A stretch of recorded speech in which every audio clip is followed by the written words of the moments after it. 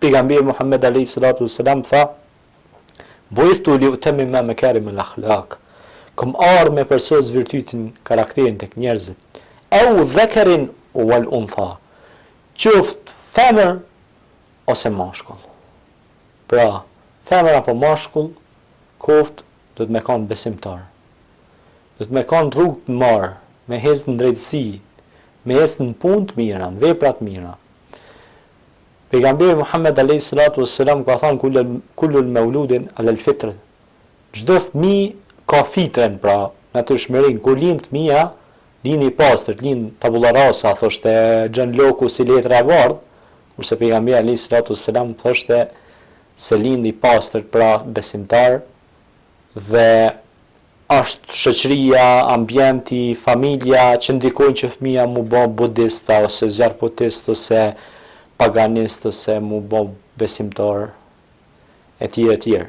Kështu që ndikon për rrethi, familja, ambienti, pastaj ndikon media, ndikon sot shumë ndikon për shembull televizioni, ndikon rrjetet sociale ndikojnë shumë tek fëmijët tonë, ndikojnë librat që lexojnë fëmijët tonë, ndikojnë shumë gjëra, ndikojnë tek edukimi dhe formimi i një fëmije që ai do të jetë i rritur një ditë dhe do të jetë faktor ndikues në shoqëri.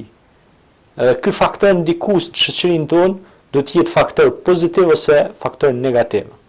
Prandaj janë dy faza,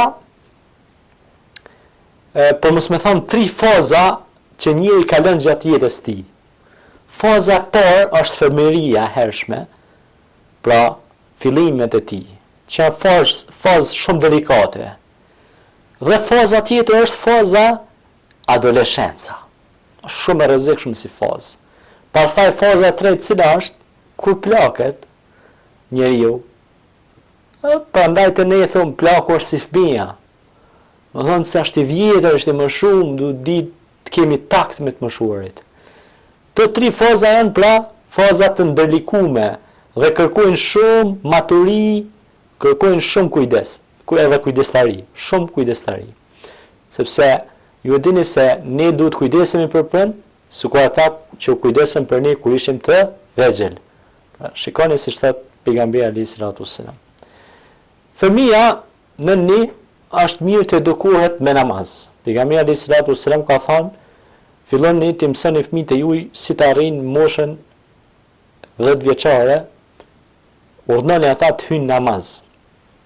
Pastaj, një thënie e urtë thot se dituria në fëmijëri ose në vegjëli është si gdhendja në gur. Pastaj pejgamberi alayhi salatu wassalam ne e dim një rast se është lut për Ibn Abbasin. Ka thënë: Allahumma allimhul kitab. O Allah, mundësëra dijen e interpretimit të tefsirit librit pra Kuranit. Dhe duaja pejgamberëve normal se pranohet, u pranu duaja e Resulullah sallallahu alaihi wasallam dhe ky fëmijë që u boi ditë i ri, u boi rritun, ishte Ibn Abbasi. Saqë merrte avdes dhe njerëz me rend hynin tek ai për me marrë këshilla edhe këshillan për rreth tefsirit dhe rreth shkencave islame dhe rreth Kuranit. Dhe shumë mirë ne dim se fëmijëria e duhur dhe fëmijëria edukative sjell breza të dobishëm. Nëse do të edukojmë si duhet fëmijët tanë, do të kemi një shtet të sigurt, një shoqëri të sigurt, një familje të sigurt. Më kujtohet një rast shumë interesant që e tregonte një hoxhi nderuar, bile s'ka qenë mulla Jakub Hasipi, Allah i pas mëshiru, thot një rast një profesori i cili shkon të reket tek shtëpia, tek xhamia, ku ishte uzra duke i mësuar disa fëmijë, dhe ishte një qetësi shumë e madhe aty. Dhe kur tregon këtë rast, thot çudi me këtë hoxhën, qysh ka qetë, thot del hoxha i thot isha do i mësu disa fëmijë aty. Kurse kur kthehet, ky i thot si ka mundësi, thot tek ne njëshe si për bankës një poshtë. Kjo thot sepse ju mësoni se kanë përrodhur nga majmuni, kurse ne mësojmë se kanë përrodhur nga njeriu dhe rrinë si njerëz. Kjo është të kuptuarit e gjërave si duhet dhe analizimi i gjërave si duhet dhe edukimi i fëmijëve